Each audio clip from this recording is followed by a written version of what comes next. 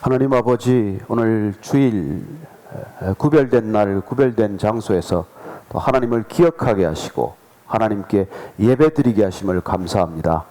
말씀으로 오신 주님께서 이 시간도 우리 안에 오셔서 주님이 말씀이 주님의 생애 동안 이루어진 것처럼 저희들의 생애 동안에도 주님의 말씀이 이 땅 가운데 이루어지게 하여 주옵소서.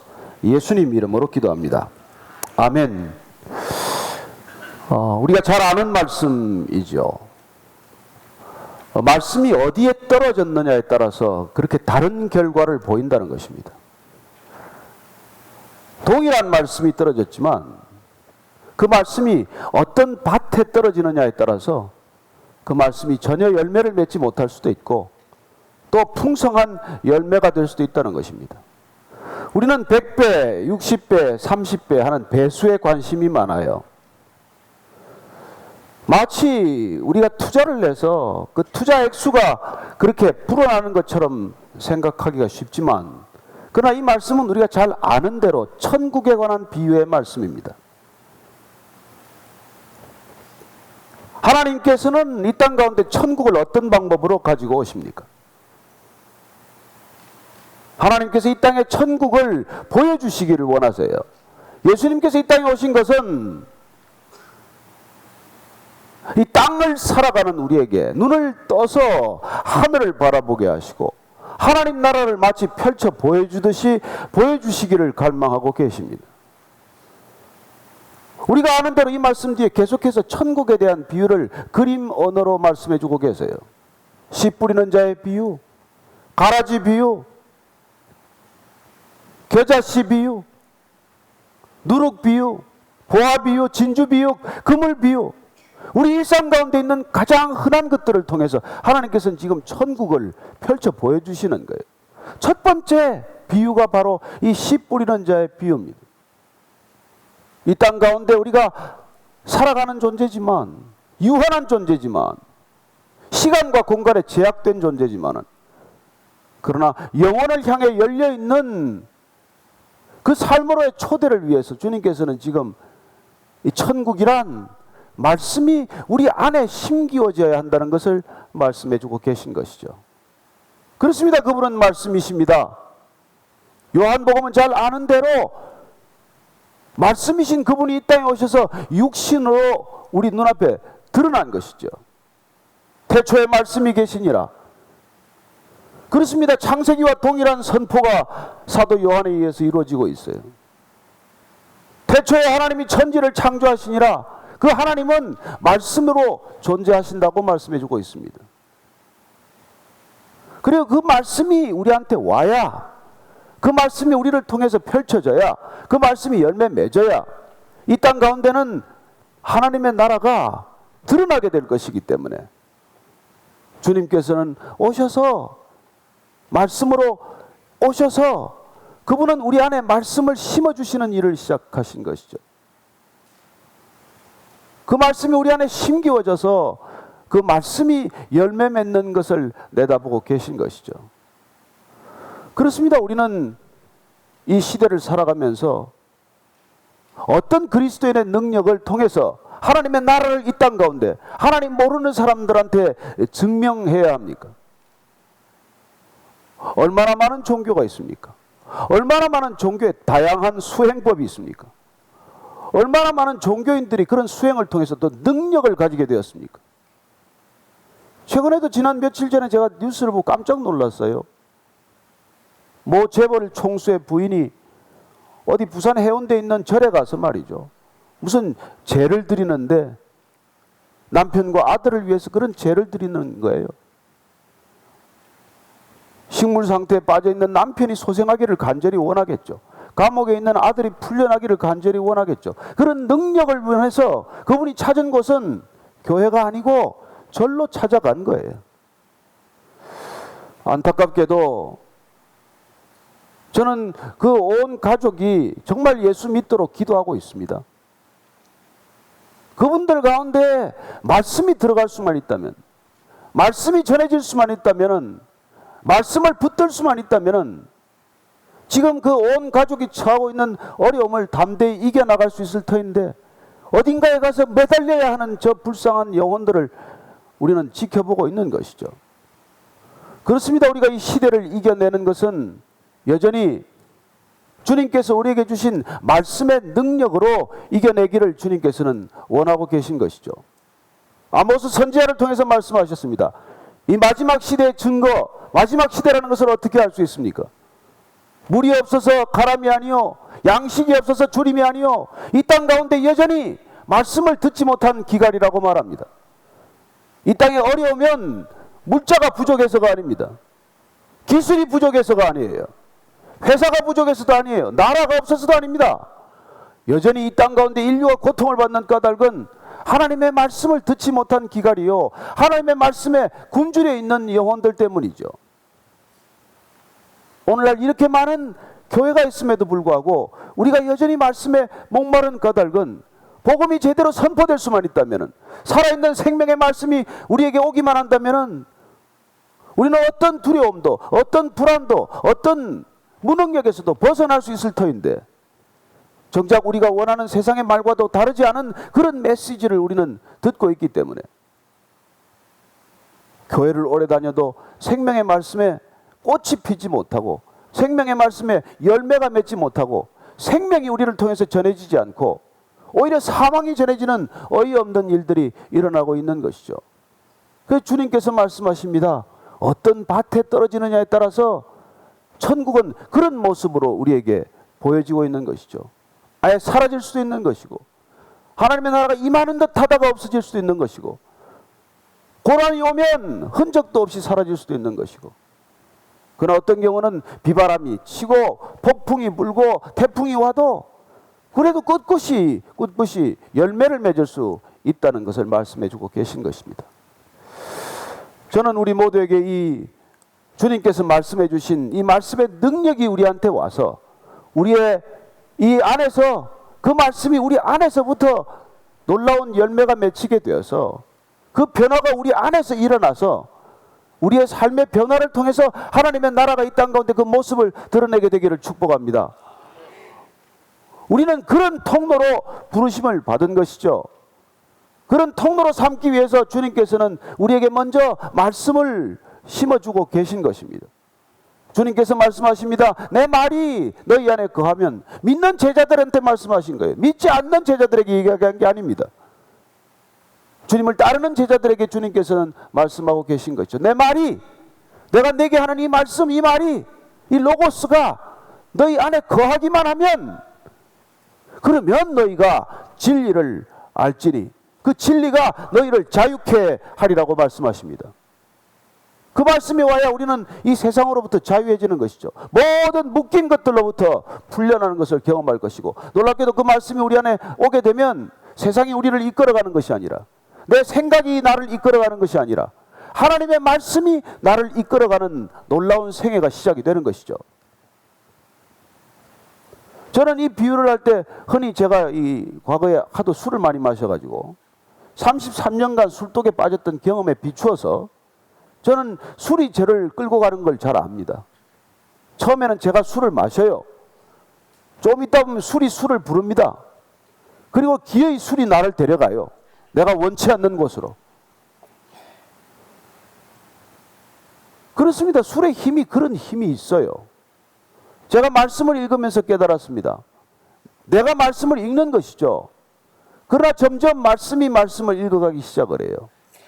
그리고 끝내는 말씀이 우리를 읽어내기 시작하고, 그리고 끝내는 그 말씀이 우리를 이끌어가는 것을 경험하게 되는 것이죠. 여러분, 크리스찬의 삶이란, 그리스도인의 능력이란 말씀에 붙들린 삶, 말씀에 이끌리는 삶, 말씀이 나를 빚는 삶, 말씀이 나를 주님이 원하시는 곳까지 우리를 이끌어가는 삶이 시작이 되는 것이죠. 저와 여러분들이 추구하는 능력이란 바로 이 말씀의 능력인 것이죠. 주님께서 이 땅에 말씀으로 오신 것도 우리가 말씀의 사람이 되기 위해서. 여러분, 이 세상에는 얼마나 많은 생각들이 있습니까? 얼마나 많은 사상이 있습니까? 얼마나 많은 철학이 있습니까? 얼마나 많은 이념이 있습니까? 그러나 그 많은 생각과 지식과 철학과 사상과 이념들이 인간의 문제를 본질적으로 해결할 수 있습니까? 어떤 인간의 사상이 인간의 문제를 본질적으로 해결할 수 있습니까? 어떤 이념이 이 사회 문제를 통째로 뿌리째 해결할 수 있는 이념이 있습니까? 우리 주님께서 이 땅에 오셔서 저는 그분께서 정말 놀라운 메시지를 우리한테 선포하고 계십니다. 그분의 메시지를 따라가 보면, 그분의 말씀을 읽어가면, 그분의 말씀에 우리가 심취하기 시작을 하고 그분의 말씀에게 사로잡히기 시작을 하면 이분은 이 땅에서 해결하지 못한 그 모든 것들을 해결하기 위해 오셨다는 것을 알게 됩니다. 그래서 제가 그 왜 예수인가 하는 책에서 저는 예수님을 두 가지 단어로 새롭게 제가 그 말씀을, 주님께서 하신 말씀에 그야말로 이게 좀 불경스럽지만은 레이블을 하나 붙인 거예요. 그분은 종교 이상입니다. 그분은 철학 이상이에요. 여러분, 이 땅에 우리는 물리학이 있으면 기초과학이 됐다고 생각을 하지만, 그러나 기초과학이 우리의 문제를 다 해결합니까? 아니요. 그래서 형이상학이 있는 것이죠. 형이상학, 철학이 모든 문제를 해결했다면 종교는 왜 있겠습니까? 그러나 이 땅에 종교가 모든 문제를 해결했다면 주님이 왜 오셨겠어요? 주님은 종교 이상이십니다. 그래서 저는 그분을 메타 릴리전이라고 말합니다. 이 땅의 종교는 점점 통합되어 갈 것입니다. 종교 통합 움직임이 가속화되고 있습니다. 종교가 왜 통합되고자 하는 것이겠어요?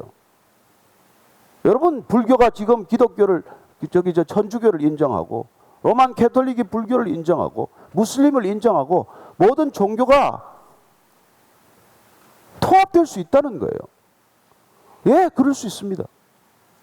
그 통합의 기본 원리는 마일리지 교환 시스템이니까. 불교도들이 쌓은 마일리지나, 무슨 뭐 성당에 다니는 사람이 쌓은 마일리지나, 모스크에 다니는 사람이 쌓은 마일리지나 교환해서 쓰겠다는데 그건 자기들끼리 알아서 하라고 그러세요.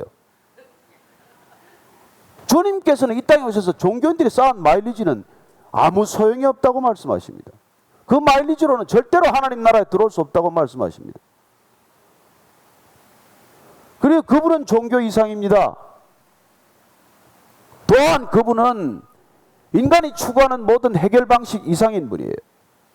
그래서 저는 그분을 메가 솔루션이라고 말합니다. 복음은, 말씀은 인간이 가지고 있는 작은 문제를 다 해결하지 않는 것 같아요. 그분은 우리의 용돈도 해결해 주지 못하는 것 같아요. 우리의 말기의 암도 해결이 안 되는 것 같아요. 어떤 문제도 어떤 때는 해결하지 않는 것 같아요.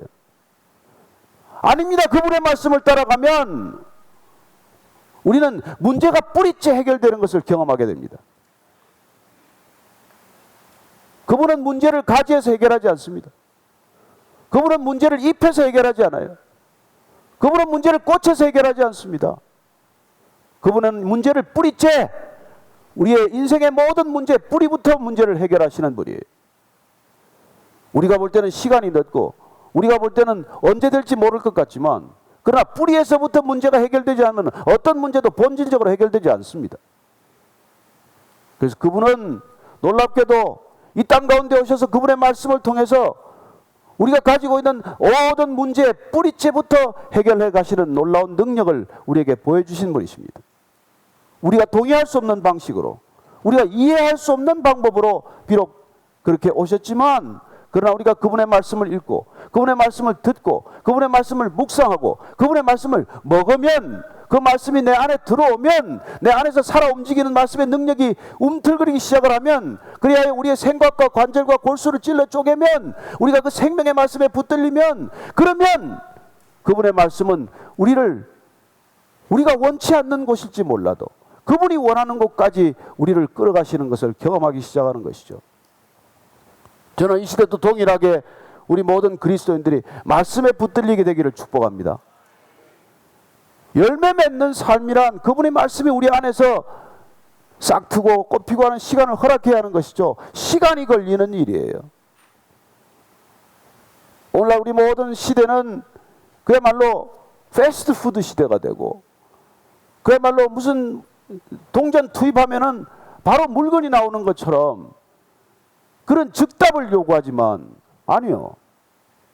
주님께서는 우리가 씨앗이 떨어지면은 그 씨앗이 죽는 시간, 그 씨앗이 땅 밑에서 뿌리를 내리는 시간, 비록 겉으로 드러나 보이지 않지만 그 씨앗이 떨어지게 되면 땅 밑에서 마치 암흑 속에서 죽어가는 것 같지만, 터널 속에서 끝이 안 보이는 것 같지만, 그 씨앗이 싹을 틀 때까지는 뿌리를 먼저 내리게 되고, 그리고 그 뿌리가 먼저 내려져서 뿌리로부터 올라오는 양분으로 싹을 틔우기 시작을 하고, 그 싹이 자라서 가지를 내기 시작을 하고, 그리고 그 가지 끝에 잎이 나기 시작을 하고, 그 잎이 난 뒤에 꽃이 피고, 그리고 결국 꽃은 지고 열매가 맺는 그 모든 시간의 과정을 주님께서 이 비유를 통해서 우리에게 말씀해 주고 계신 것이죠.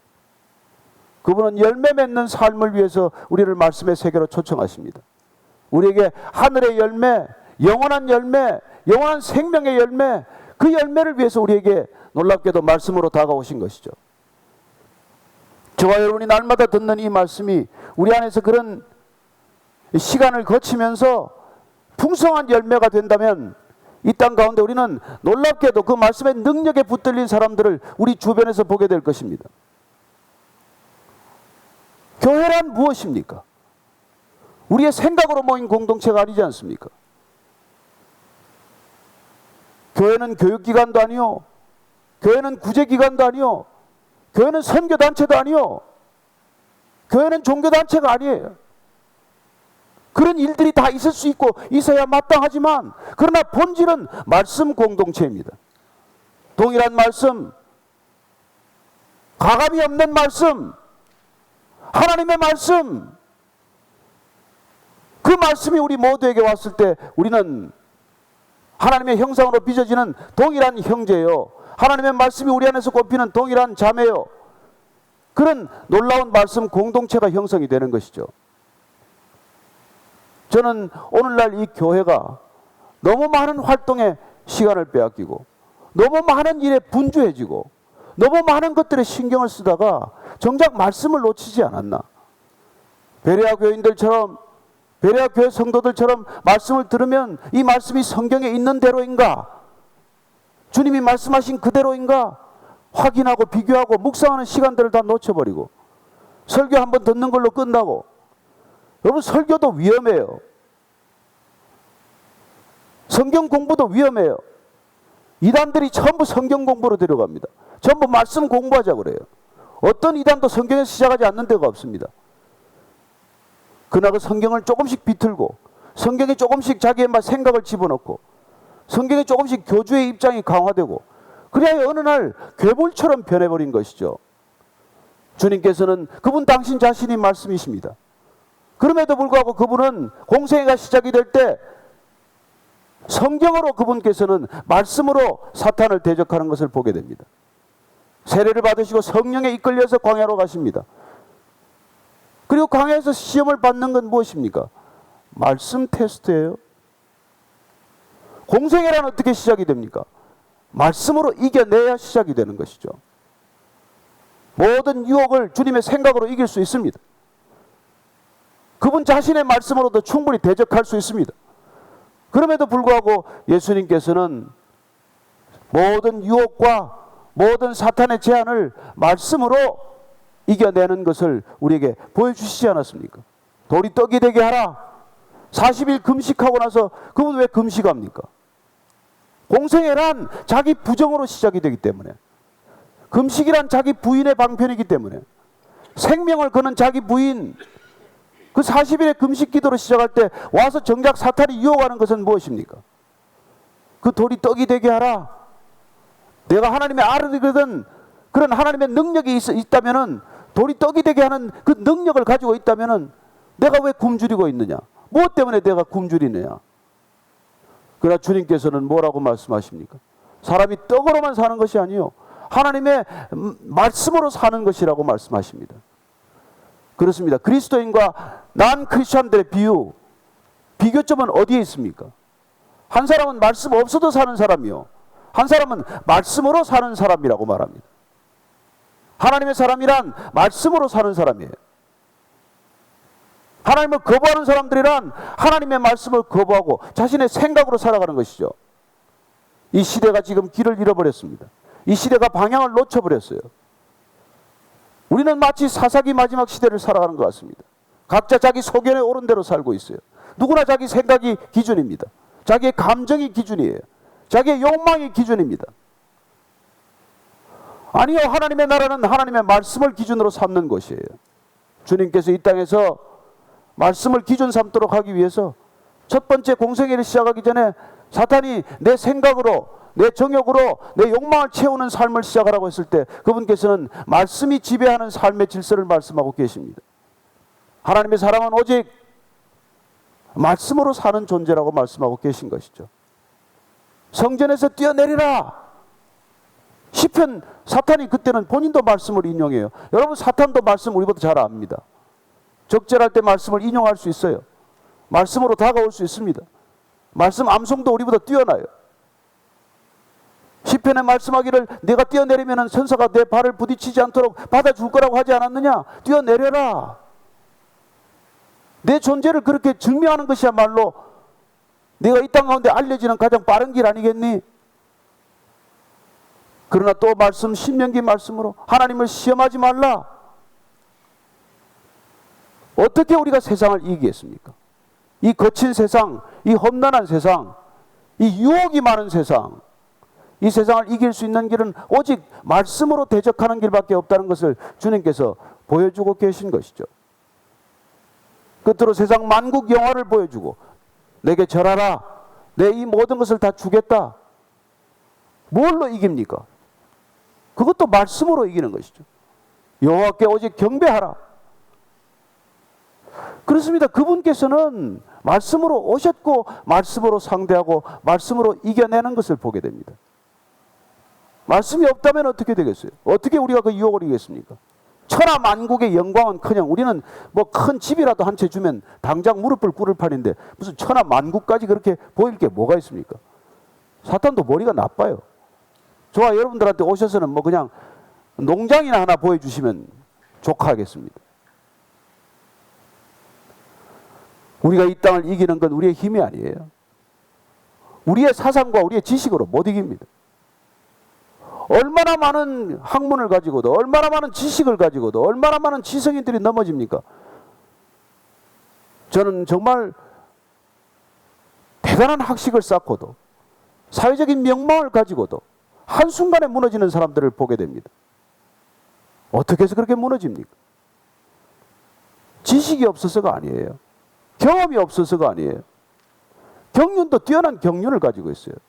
그럼에도 불구하고 인생의 기준 자체를 하나님으로 기준 삼지 않았기 때문에, 인생의 모든 생각의 출발점을 말씀에 두지 않았기 때문에 하나님을 업수히 여기고 하나님을 가볍게 여기고 하나님 믿는 자들을 비웃다가 어느 날 한순간에 무너지는 것을 보게 됩니다. 저는 오늘 우리가 이 30배, 60배, 100배가 여러분들이 돈에 대한 생각을 떨쳐버리게 되기를 바랍니다. 우리가 하나님을 믿었더니 내가 투자한 게 30배, 60배, 100배가 되는 얘기가 아니에요. 여러분, 그걸 너무 기대하지 마십시오. 하나님께서는 우리 인생 가운데 하나님의 나라를, 저와 여러분을 통해서 이 하나님의 나라가 어떻게 풍성한 모습으로 드러날 것인지를 기대하고 계시고 있고, 그리고 그 하나님의 나라를 이루는 소재로서 우리에게 주신 그 말씀을 통해서 하나님의 나라가 이 땅에 임할 것임을 말씀해 주고 계신 것이죠. 저와 여러분을 통해서 이 말씀이 이루어진 흔적이 있습니까? 주님께서는 이 말씀이 우리 인생 가운데 그런 풍성한 열매가 되기를 기대하셨는데, 저와 여러분들이 그 말씀을 통해서 이런 풍성한 열매가 지금 맺히고 있습니까? 여러분을 통해서 이런 놀라운 변화가 일어났습니까? 그리고 이 변화를 본 사람들의 변화가 또 일어나고 있습니까? 주님이 원하시는 것은 그 변화를 말씀하고 계신 것 아니겠습니까? 이 말씀의 능력, 저와 여러분들이 이 말씀의 능력에 붙들릴 때 우리는 비로소 그리스도인이라고 말할 수 있을 것입니다. 어떤 종교인들도 생각을 비우면 된다고 말합니다. 여러분, 내려놓으면 되는 것입니까? 생각을 다 비우면 되는 것입니까?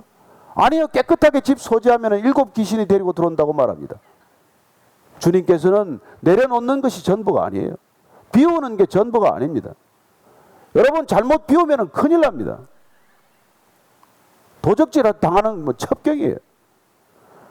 저는 일생 동안 수행했던 그 청담 스님이라는 분이 말이죠, 마지막 개송을 읊고 갈 때 말이죠, 내가 대중을 속였다, 내 죄가 수위산보다 크다, 그리고 나는 이제 무간지옥으로 간다. 제가 너무 깜짝 놀랐어요. 저는 그분의 신발 끈을 매기도 힘들다. 이거는 성경적 표현이니까 좀 이상한 표현이고. 그분 만나려면 3,000배를 해야 돼요. 저를 3,000번하고 만나야 돼요. 10년간 눕지도 않는 수행을 했어요. 장좌불화라는 수행 방법은 눕지 않는 겁니다. 졸리면 잠깐 벽에다 등을 대고 조는 것밖에 없어요. 10년간 등을 땅에 대지 않았습니다.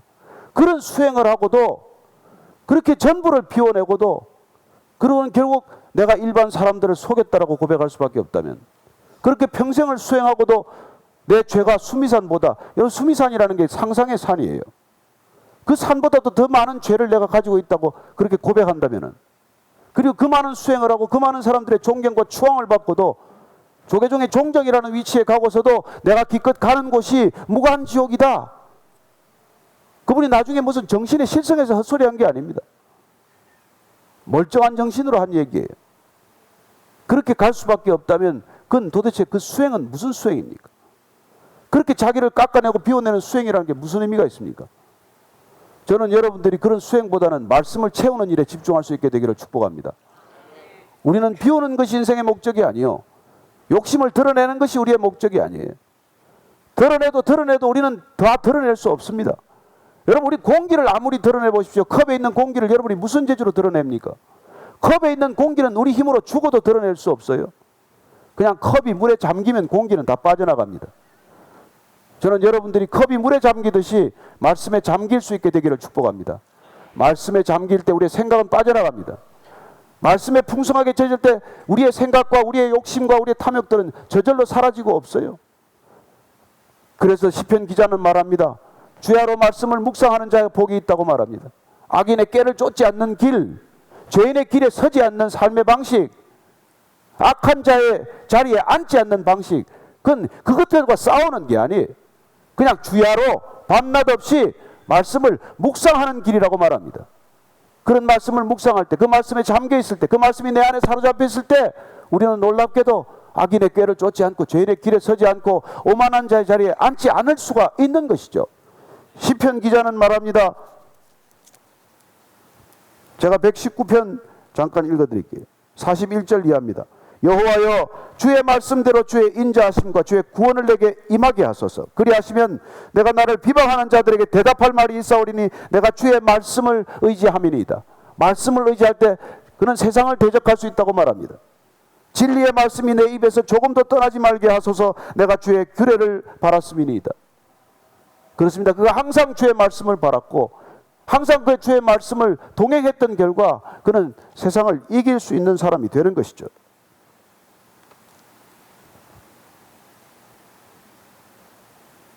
히브리서 기자는 말씀합니다. 하나님의 말씀은 살아있고 활력이 있어 좌우의 날선 어떤 것보다도 예리하여 홍과 영과 및 관절과 골수를 찔러 쪼개기까지 하며 또 마음의 생각과 뜻을 판단하느니 지으신 것이 하나도 그 앞에 나타나지 않음이 없고 우리의 결산을 받으실 이의 눈앞에 만물이 벌거벗은 것 같이 드러나느니라.